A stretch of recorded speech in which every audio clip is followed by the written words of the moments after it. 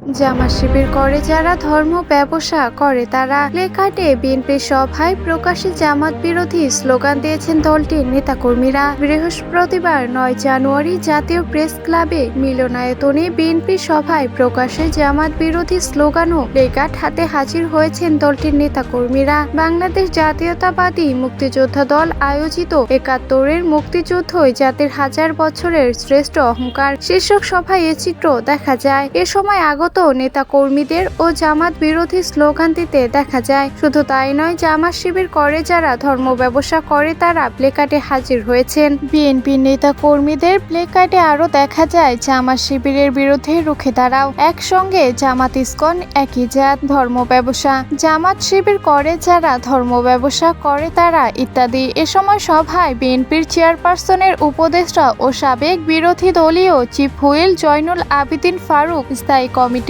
সদস্য অবসরপ্রাপ্ত মেজর হাফিজউদ্দিন আহমেদ উপস্থিত ছিলেন।